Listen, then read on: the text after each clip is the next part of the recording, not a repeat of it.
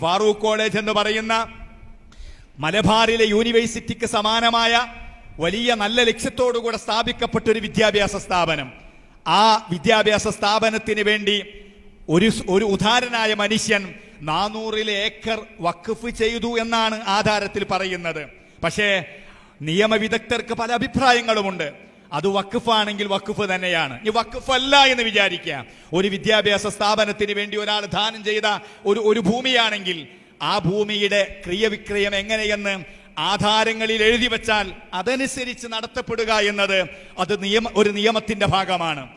ആ നിയമത്തിന്റെ ഭാഗമായി ഹൈക്കോടതിയോ മുനിസിപ്പൽ കോടതിയോ മറ്റു സംവിധാനങ്ങളോ ഒരു സർക്കുലർ പുറപ്പെടുവിച്ചു കഴിഞ്ഞാൽ സ്വാഭാവികമായും ആ ഭൂമിയിൽ താമസിക്കുന്ന നൂറുകണക്കിന് ആയിരക്കണക്കിന് മനുഷ്യർ അഭിമുഖീകരിക്കുന്ന മാനുഷിക പ്രശ്നം വളരെ മുഖവിലേക്ക് എടുക്കേണ്ടതാണ്.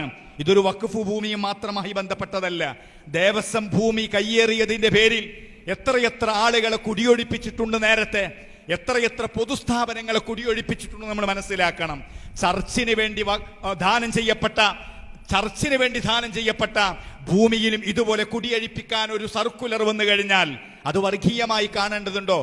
നിയമപരമായി അതിനാൽ ബാധിതരായ ജനങ്ങൾക്ക് പോലും ഗുണകരമായ രൂപത്തിൽ ആ പ്രശ്നം പരിഹരിക്കാൻ ഈ രാജ്യത്തെ ഭരണകൂടത്തിനും ഭരണാധികാരികൾക്കും അതിനുള്ള ഉത്തരവാദിത്തമുണ്ട്.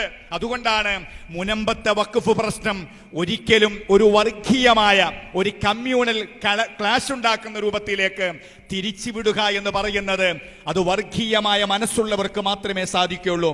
മുസ്ലിമീങ്ങളെ സംബന്ധിച്ചിടത്തോളം നിയമപരമായി ഏതൊരു പ്രോപ്പർട്ടിയും അതിനി ഒരു സ്ഥാപനത്തിൽ ഒരു മതത്തിന്റെ പേരിലാവാം, ഒരു ആരാധനാലയത്തിന്റെ പേരിലാവാം, ഇനി ഒരു രാഷ്ട്രീയ പാർട്ടിയുടെ പേരിലാവാം. രാഷ്ട്രീയ പാർട്ടികൾക്ക് ഭൂമിയില്ലേ?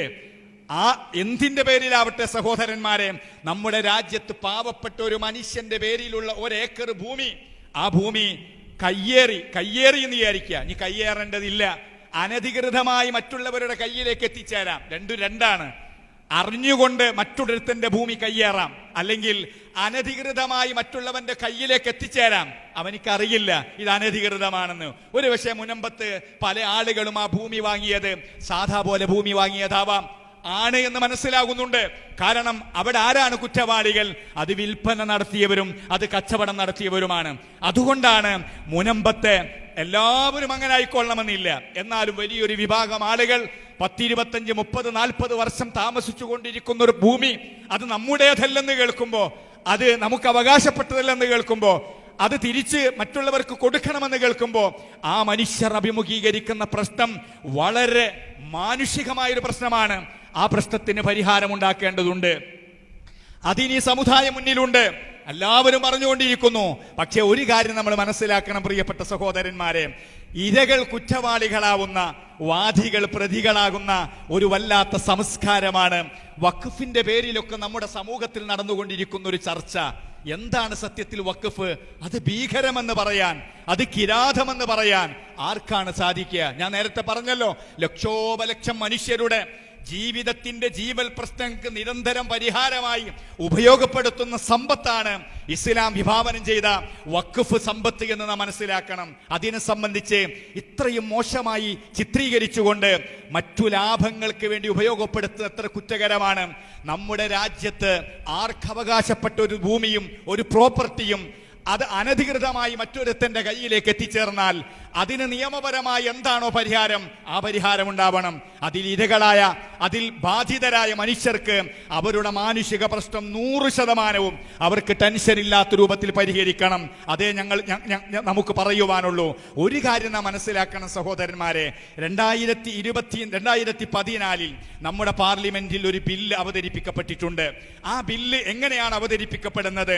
ഒന്ന് സച്ചാർ കമ്മീഷന്റെ നിർദ്ദേശപ്രകാരമായിരുന്നു.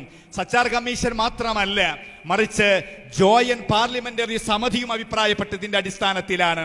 അതുമാത്രമല്ല, രാജ്യസഭയുടെ സെലക്ട് കമ്മിറ്റിയുടെ ഈ നിർദ്ദേശപ്രകാരമാണ്. അതുമാത്രമല്ല, നിയമ മന്ത്രാലയത്തിന്റെ പ്രധാനപ്പെട്ട ധാരാളം അധികാര സംവിധാനങ്ങളുടെയും സമിതികളുടെയും നിർദ്ദേശപ്രകാരം എന്താണ് ആ ബില്ല് അവതരിപ്പിച്ചത്? രാജ്യത്ത് അന്യാധീനപ്പെട്ട് മറ്റുള്ളവരുടെ കയ്യിലാകപ്പെട്ട വഖഫ് സമ്പത്തുകൾ തിരിച്ചു പിടിക്കാനുള്ള ഒരു ബില്ലായിരുന്നു. ആ ബില്ല് പാസ്സാക്കപ്പെട്ടിട്ടില്ല, അത് മറ്റൊരു കാര്യം. പാസ്സായാലും പാസ്സായിട്ടില്ലെങ്കിലും ഒരു കാര്യത്തിൽ തർക്കമില്ല. രാജ്യത്ത് വഖഫ് എന്ന് പറയുന്ന അഥവാ 8 ലക്ഷത്തിലേറെ അല്ലെങ്കിൽ 6 ലക്ഷത്തിലേറെ വ്യത്യസ്ത അഭിപ്രായങ്ങളുണ്ടെങ്കിൽ പോലും രാജ്യത്തിന്റെ റെയിൽവേയും അതുപോലെ തന്നെ പ്രതിരോധ വകുപ്പും കഴിഞ്ഞാൽ ഈ രാജ്യത്ത് ഏറ്റവും കൂടുതൽ ഭൂമിയുള്ള ഒരു സംവിധാനം അത് വഖഫാണ്. ദേവസ്വത്തിന് ധാരാളം ഭൂമിയുണ്ട്. ക്രിസ്ത്യാനികളുടെ ആരാധനാലയങ്ങളും അവരുടെ വിദ്യാഭ്യാസ സ്ഥാപനങ്ങളും കേന്ദ്രീകരിച്ച് 10,000-കണക്കിന് ഏക്കർ ഭൂമിയുണ്ടെന്ന് അവർ തന്നെ പറയുന്നുണ്ട്. ഇങ്ങനെ എല്ലാവർക്കും ഭൂമി ഉണ്ടാവും. പക്ഷെ മുസ്ലിമീങ്ങളുടെ ഭൂമി കുറച്ച് കൂടിയതുകൊണ്ട് അത് അനധികൃതമാണ്, അത് ഇങ്ങോട്ട് ആരെങ്കിലും പിടിച്ചടക്കിയതാണ് എന്ന് പറയുന്നത് എത്ര വിരോധാഭാസമാണ്. സത്യത്തിൽ അങ്ങനെയല്ല. രാജ്യത്തിന്റെ സംവിധാനങ്ങളും നിയമ സംവിധാനങ്ങളും കോടതിയും പലപ്പോഴും പറഞ്ഞ കാര്യം വഖഫ് ഭൂമി പലവരും കൈയടക്കിയിട്ടുണ്ടെന്നാ പറഞ്ഞത്.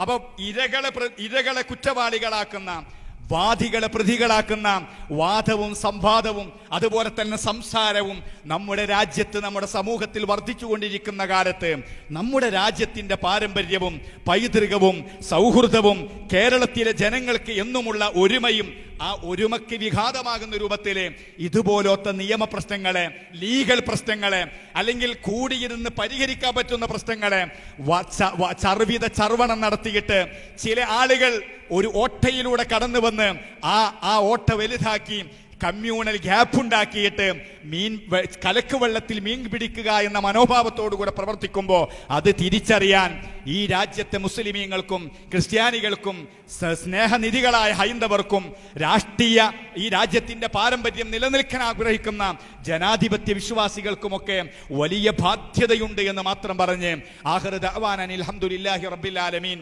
അസ്സലാമു അലൈക്കും വറഹ്മത്തുള്ളാഹി വബറകാതുഹു.